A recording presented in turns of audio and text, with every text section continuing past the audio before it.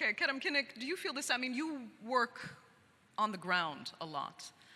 So you have to see the images that a lot of us filter through a television screen. You've had to be there in person to witness what has happened.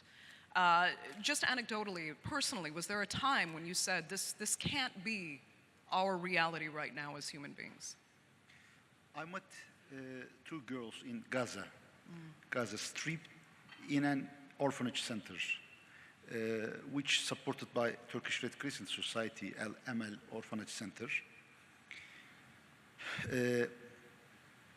And accompanied, two girls lost their parents and all these things. Where? In Syria. I met in Gaza.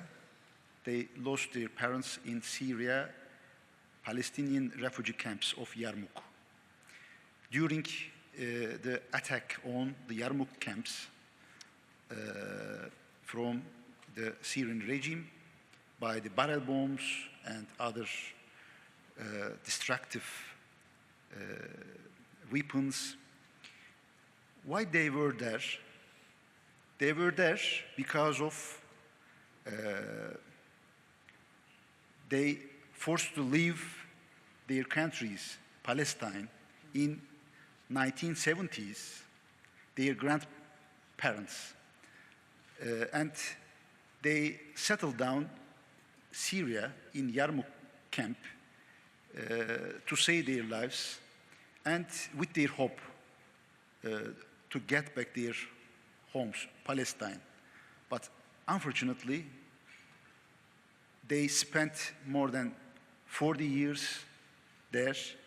These kids born as a refugee under the international protection in the Yarmouk camps, but after the attack on the Yarmouk camps, they lost their parents and they came to Turkey as accompanied minors, and some Palestinian people took them and sent to Gaza an orphanage center. This is very tragic, story, but no need to explain much international situation. Yes, there are 40 active armed conflicts. The international migrants reach to 281 million worldwide, and over 80 million forcibly displaced people we have. And many of them are living in neglected areas like Chad Lake Basin, 1.3 million people living in the desert, or Uganda, or South Sudan, or other sub-Saharan countries, Tigray issues. So I personally witnessed, but I believe that many millions, they have this kind of bad stories. Absolutely. So again, you're struck by the sheer numbers, but you've also witnessed multiple generations of refugees and displacement in the same families. How do you not lose hope? Actually,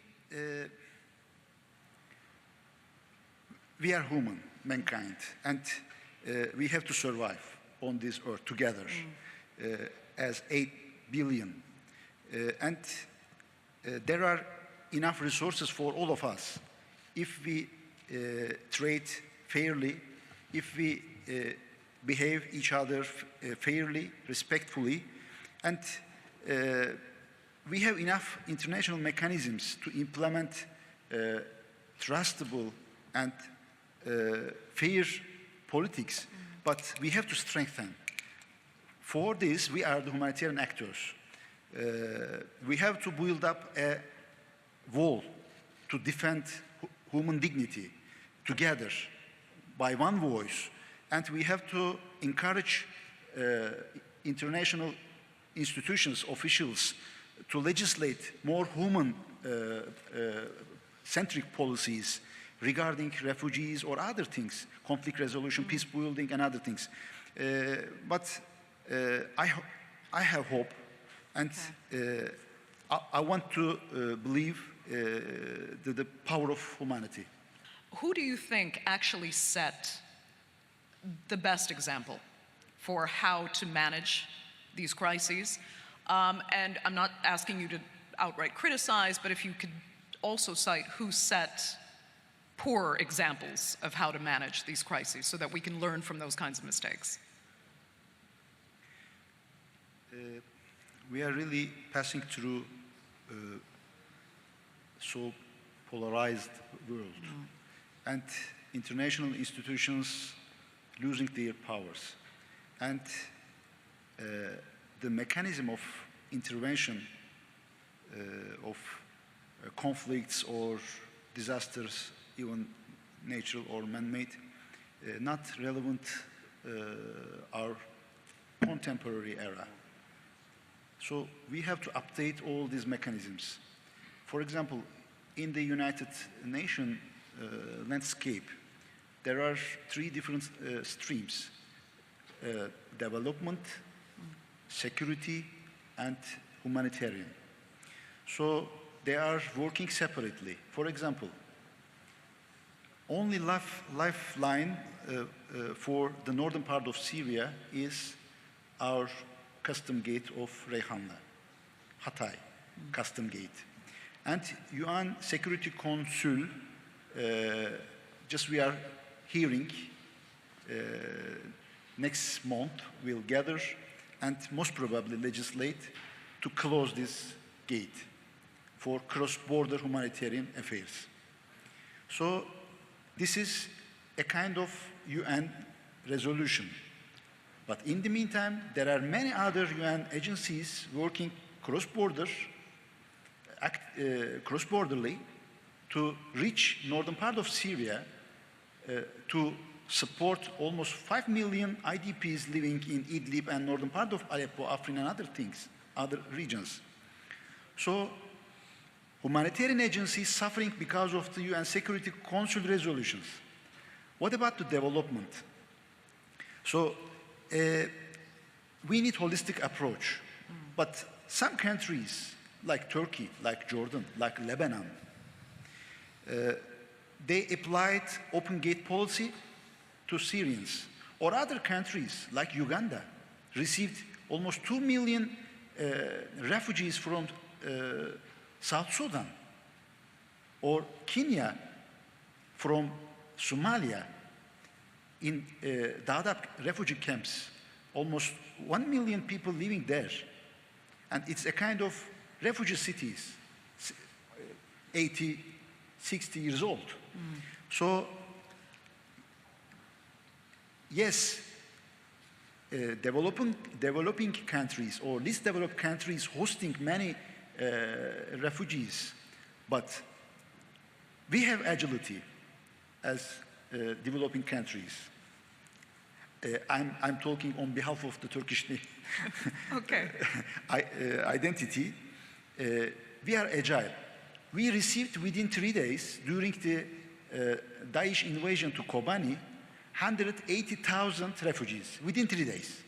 And we could provide it with the Turkish authorities, AFAD, DGMM, and other colleagues, shelter, protection, healthcare services, nutrition, for these 180,000 newly forcibly displaced people within 3 days. And we didn't act as we have plans, we have strategic plans, we have capacity, something like European countries, many European countries, and we have to apply plebiscite or something, e-voting to receive these 9,000 people, something. So you mentioned 3 million. We have 5 million. 5 million. 3,800,000 from Syrians and other Right. 70 different nationalities. And mainly they are forcibly displaced people. And 1 million newborn Syrians.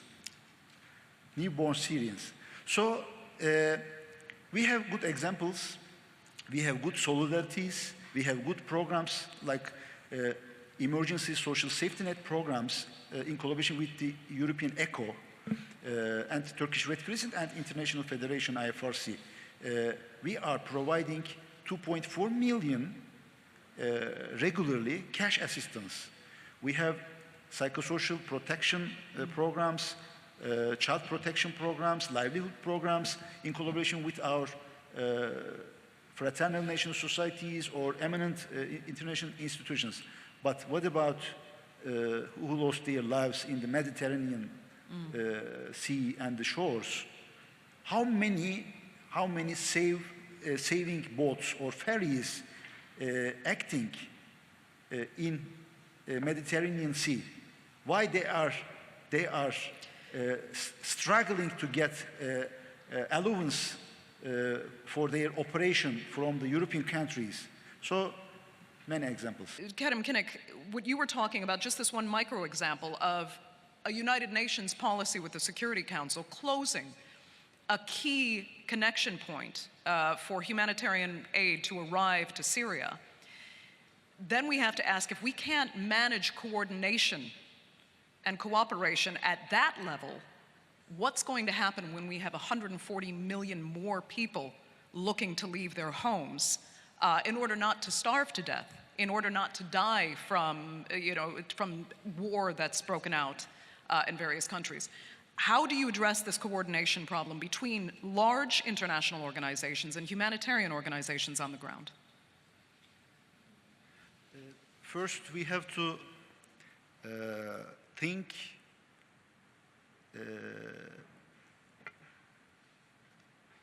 on behalf of the refugees, migrants, asylum seekers, and we have to look to the world from their own eyes. This is must. We need to legislate more human-centric policies. For example, you are a family living in Eastern Ghouta, and with your family in a midnight discussing to become a refugee. And father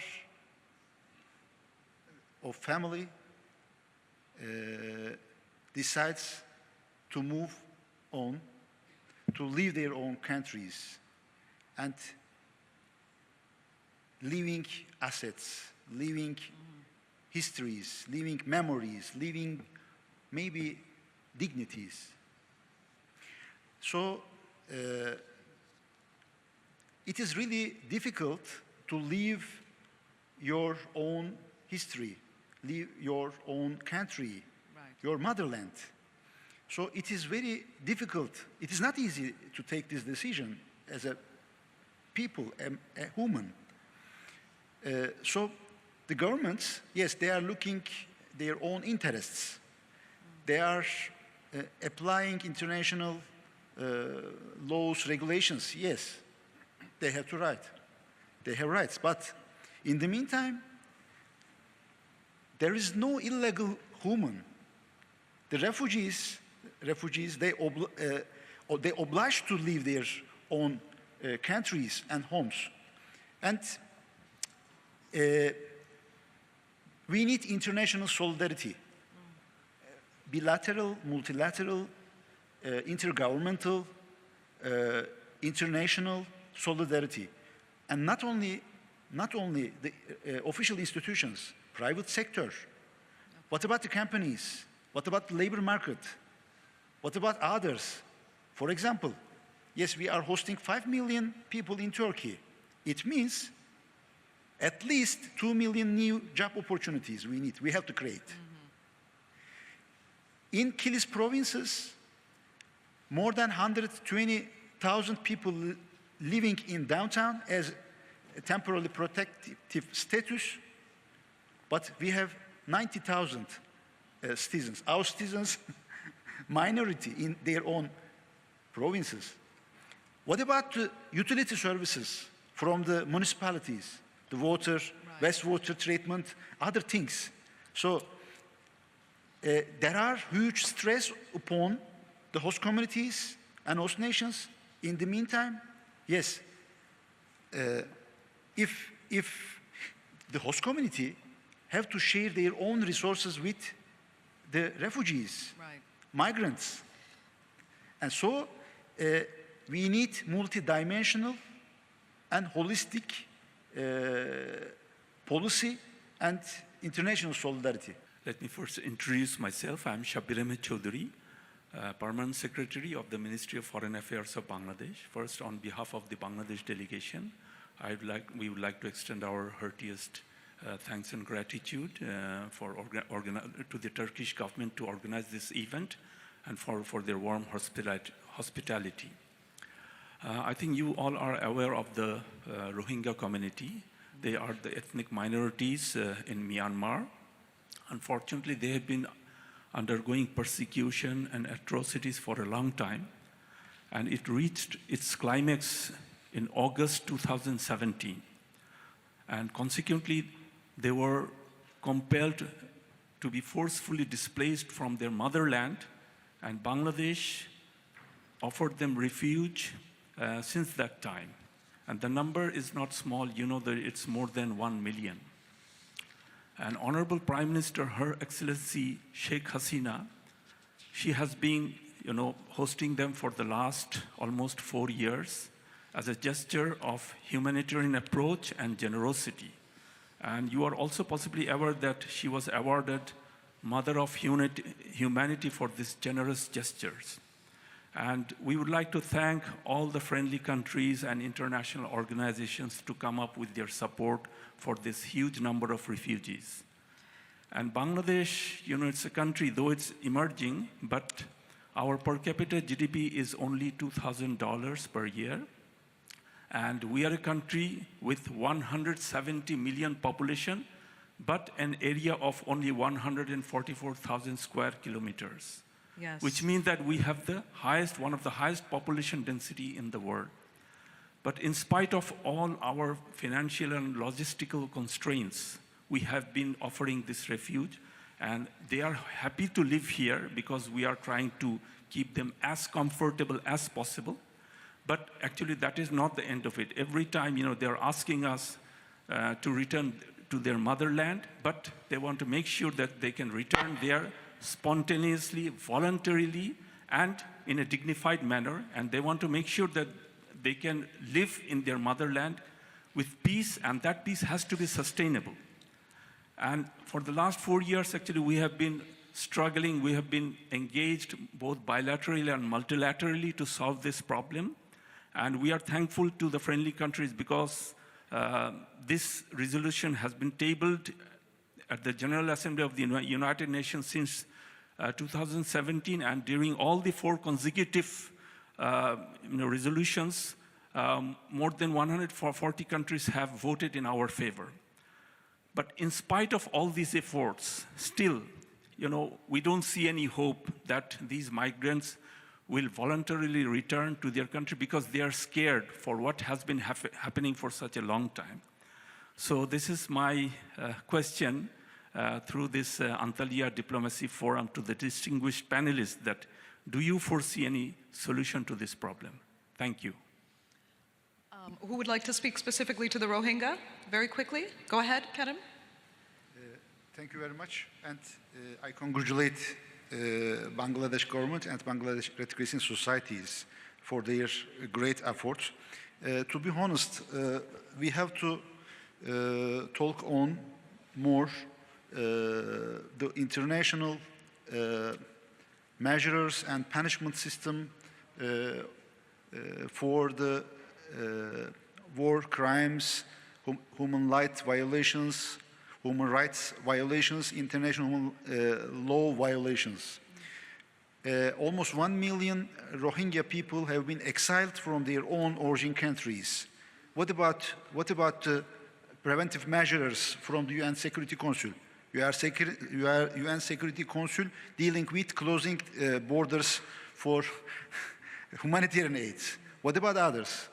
The chemical weapons using, or massive destructive bombing, for example, in Raqqa, cleaning the city.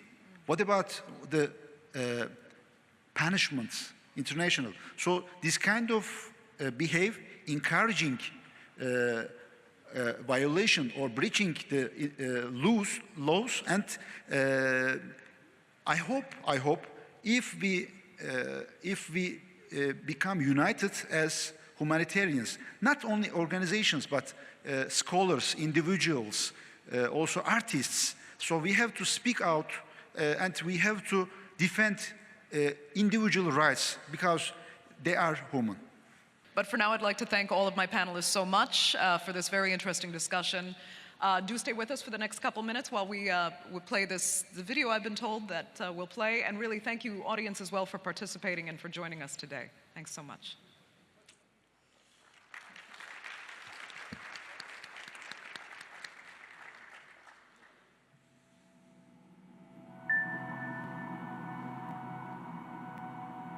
Over 272 million people around the world have had to leave their homes, most likely to never come back because of the catastrophes in their homelands.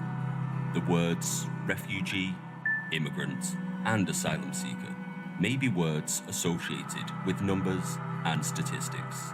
Those who conform with these words are much more than that.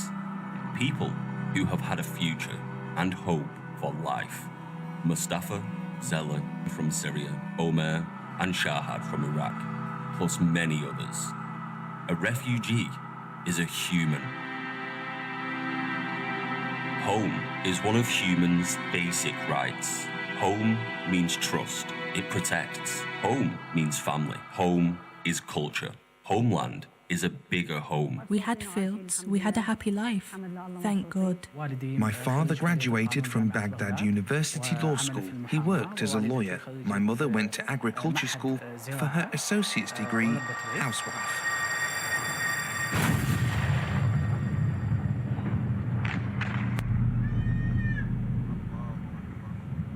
Civil war, military or political oppression, religious sect differences.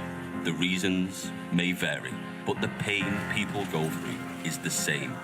They are given two choices, either to die or to be exiled. We were living in a region with a different sect than ours, but our neighbours were very nice people. When an attack broke out, they used to tell my father, "Come, hide in our house."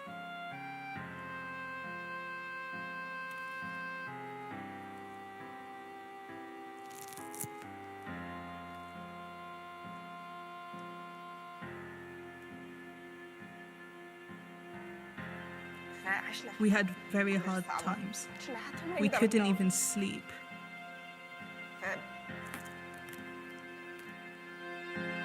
Mustafa is just 10 years old. He doesn't know what it means to die, but he knows what it means to be left without a hero, a father, for he lost his father in that catastrophe. My father picked mulberries for me and left. I went after Dad, but I couldn't find him. I saw his motorcycle, but not him. Then he took his motorcycle and left. I looked for him, but I couldn't find him. Then we heard he was killed by a cannonball.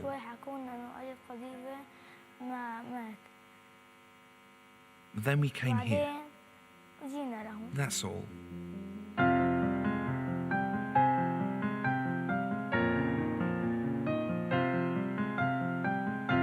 Those who were lucky to be alive after the catastrophes embarked on a never-ending journey as refugees to breathe freely.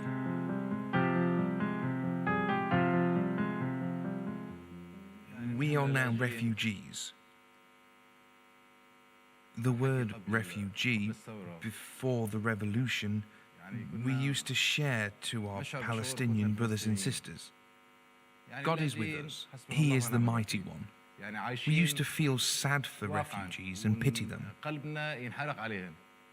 We didn't have our ID cards or the passports.